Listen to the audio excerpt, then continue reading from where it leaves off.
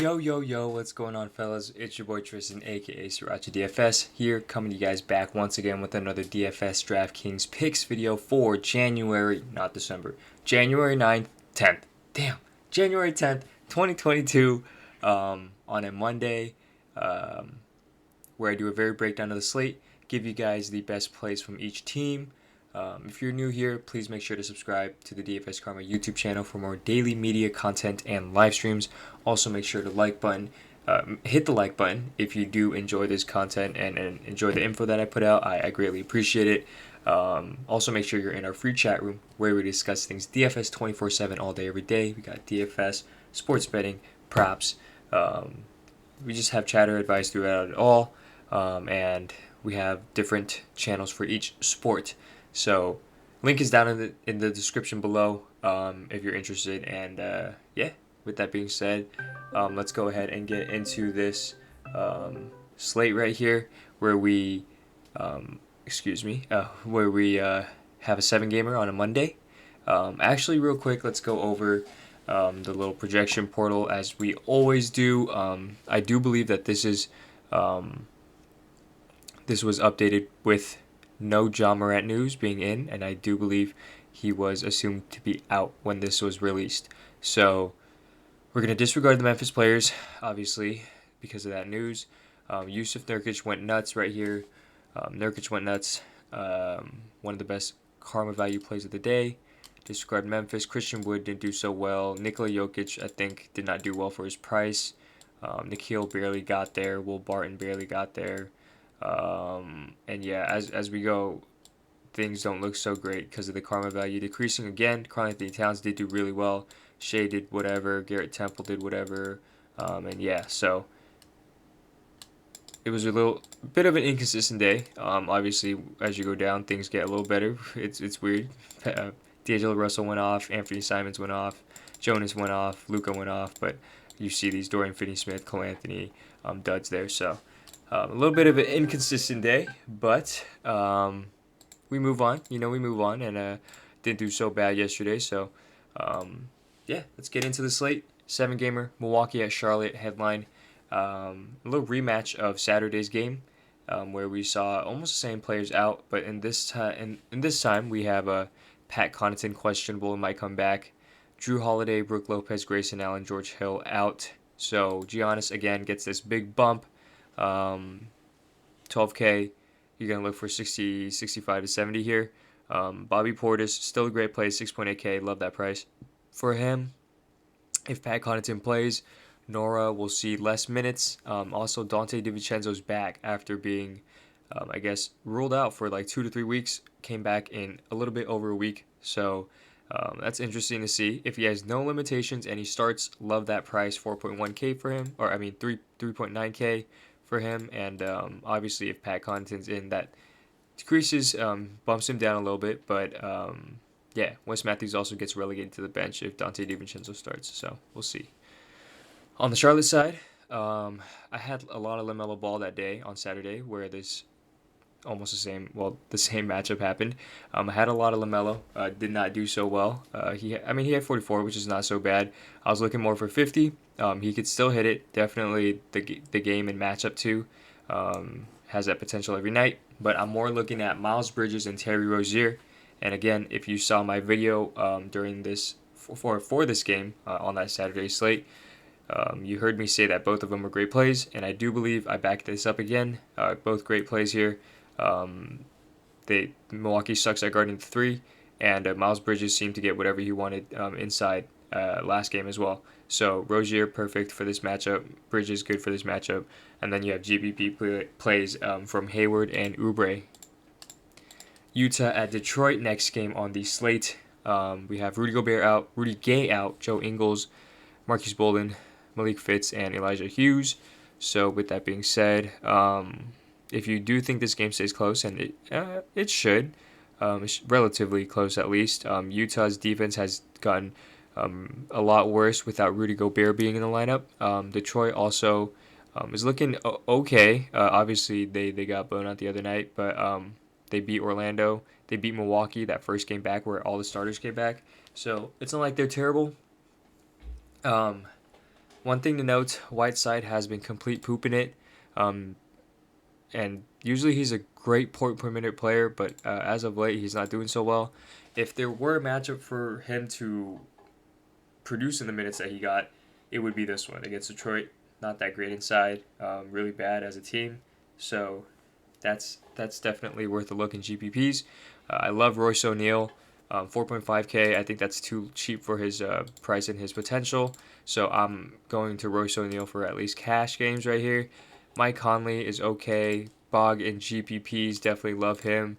Might be one of my staples tomorrow if this game stays close. And then Donovan Mitchell obviously gets the biggest bump, or at least gets a big bump from Rudy Gay being out, Rudy Gobert, Joe Ingles, all those players being out because they definitely need their stars to play a lot more. So definitely in play.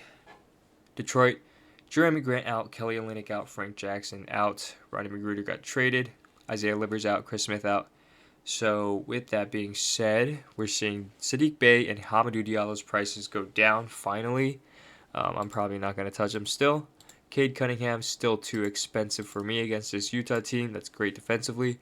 Probably not going to go there. Let's see how much Kojo played. 23 minutes. I'm not about that. Isaiah Stewart is interesting tomorrow if he gets regular run. We've seen Trey Lyles and Detroit and Isaiah Stewart, split minutes the last couple of games. And Isaiah Stewart, I do believe, has been playing like a couple of games now, so I'm not sure why he's still splitting minutes, but we'll see what the. So we left off at the Detroit side as my internet cut out. So let's get back to it. Detroit side. I did mention last that Isaiah Stewart and Trey Lyles were sharing their center minutes. If one of them finally gets the 30-minute mark, I'm guessing Isaiah Stewart because he's a starter. I do like him here against Whiteside. 4.8K, love that price. If they are going to split minutes again, then I'm not going to touch either of them. Indiana at Boston, next game on the slate, where a lot of news that we need to know. Chris LeVert, questionable. Malcolm Brogdon, questionable. TJ Warren out. Torrey Craig, questionable. TJ McConnell out. Bits Tajdi, questionable. And Isaiah Jackson, questionable. So we need news here. Can't really make decisions without news, to be honest. But if these guys are in, if Chris Brogdon in, then it's a bump down to everyone. Lance, Dwayne, Duarte, Sykes, Sabonis, Miles Turner. Everyone gets a bump down. So make sure to watch that news for tomorrow. Boston side, Peyton Pritchard's out. Broderick Thomas questionable. It's going to be a tough call here, to be honest. I'm probably going to be off the bigs in Robert Williams and Horford. Everyone's basically full strength, besides they're missing Peyton Pritchard. But this is looking like a full-strength team. So I'm probably going to play maybe one guy from this team if I were to. It's probably going to be either Tatum or Brown. Still not sure yet. It's a toss-up for me here. I do believe that Tatum has the better matchup here, though, because it's going to be tough for like a Sabonis or a whatchamacallit. Actually, he's been starting at the 3. So I kind of like Jaylen Brown here. I think I like Jaylen Brown here a little more than Tatum in this matchup. Sorry, I was just thinking through my head for a little bit. We got San Antonio at the Knicks, next game on the slate. San Antonio on a back-to-back after a very close game in overtime against the Brooklyn Nets, where a lot of players went off, and I'm probably going to be targeting the same players again, considering that all these players are going to be out for COVID protocols. Derek White, Keldon Johnson, Devin Vassell, Trey Jones, Thaddeus Young. Something to note, Doug McDermott might come back tomorrow. If he does, bump down to Keita Bates-Diop, and then, of course, Bryn Forbes and Lonnie Walker as well. But we'll see who he starts over. He might even start over Primo. And if that's the case, then I think Primo is the only guy who gets a bump down here.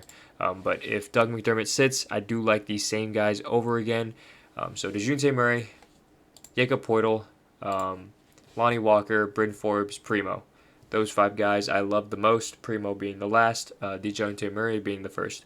So with Primo, he played 39 minutes last game, obviously overtime, but he shot 4 for 16 from the field, scored 19 fantasy points, has a lot of upside here if everyone's still out tomorrow. New York Knicks side, we have Kemba Walker questionable, D-Rose out, Fournier questionable, Noel questionable, and Arcidiano out. So we're going to have to see news here again, like the Boston or the Indiana game. Need to make sure these guys are either in or out to make sure if the other guys are worth plays, such as Quickly, Barrett, Burks. Those are great plays if Kemba Walker and Fournier sit. But if they're in, obviously they get bumped down. So definitely going to have to monitor the news. On the Philly side for the Philly-Houston game, Ben Simmons out, Tyrese Maxey, Shake Milton out, Paul Reed, Grant Riller, Isaiah Springer out. So Seth Curry, great play here, 6.6K if this game stays close. I actually consider it to maybe be a little close, seeing that Philly has been playing too great as of late. They keep these games close. They keep the opponent sort of in the game. They play to the level of their opponent. So with that being said, Seth Curry, Tobias Harris, not bad of plays. I do like Seth Curry more. Joel Embiid should have a smash matchup here. 11K is obviously very pricey, but he can pay this off for sure. Maybe a low-owned payout for tomorrow. Houston side, Christian Wood at 7K now. His price has been fluctuating. It went up from like 6.2 to like 7.5 down to 7K. So obviously he has a tough matchup here. But if this game stays close, definitely think he could pay off that price. Jayshawn Tate's only 5.2 now. I do like him here if this game stays close as well. Easily a good GPP option. Kevin Porter Jr., another good GPP option for me. Besides that, don't think I'm going to be touching anyone else. Moving on. Oops. I think Cleveland at Sacramento. We're going to need to see if Isaac Okoro comes back, but if not, Darius Garland, 8.9K on a bounce-back game. Looks nice. Rajon Rondo has been playing, though, and it's definitely worth an interesting GPP play here, especially because Sacramento sometimes plays a little small. So Rajon Rondo definitely worth a GPP punt. Besides that, I do like Jarrett Allen, 7.9K. His upside is limited with now Mobley and Love a lot in the rotation. And then they got Chetty Osman back. Markkanen's still in the lineup. So definitely a GPP play for me. Mobley is definitely worth a look as well. I'm probably going to be off Kevin Love at that price. Lamar Stevens started. Did really well. Don't think that it's going to happen again. Shot 8 from 11 from the floor. Very, very good with shooting percentage. Don't think it's going to happen again, so I'm probably going to be off him for value. Something to note here on the Sacramento side, Darren Fox was questionable coming into today. Ended up playing with a shoulder injury. Excuse me.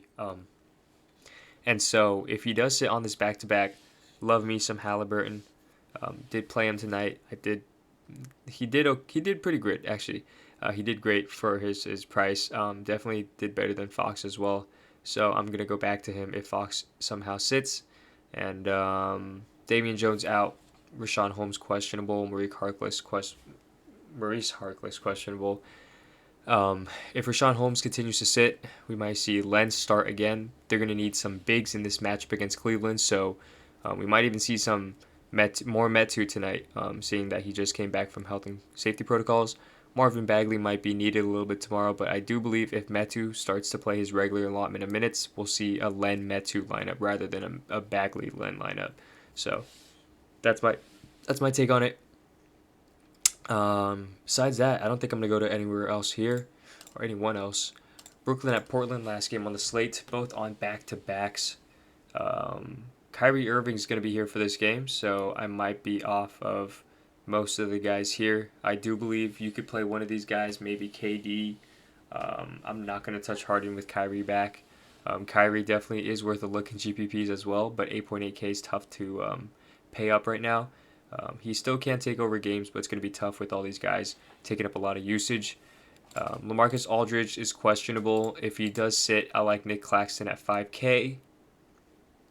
Besides that, not going to go anywhere else. Portland side, we still have the same guys out, and now Norman Powell, like I said, joins them on the list. So a ton of usage to go around. Anthony Simons went down in price. This game does have a little bit of blowout potential, but Brooklyn has been playing kind of bad. But they did play pretty well against Indiana that one day at Indiana. So Portland, again, they are shorthanded off a back-to-back. Could be a blowout spot here. But if this game stays close, definitely love Nurkic, Simons, Little, Covington, Ben McLemore again. Shout out Bales. I do believe Ben McLemore is going to be in a prime spot here, a better spot at least, because Brooklyn sucked at guarding the perimeter wing guys today against San Antonio. So it could happen again. But 3.3K, very, very cheap, very easy to pay off. So definitely like him there at 3.3K. And again, Simon 6.4K went down, I think 100 from yesterday. Love him here if this game stays close. And Nurkic again, love him as well. And with that being said, that wraps up this NBA DFS DraftKings pick slate for January 10th, 2022. If you guys liked the video, please go ahead, click that like button. Also, make sure to subscribe to the DFS Karma YouTube channel for more daily media content and live streams like this one. I appreciate you guys all for watching. As always, it's been your boy Tristan, aka Sriracha DFS. I'm out. Have yourselves a good start of the week. Peace.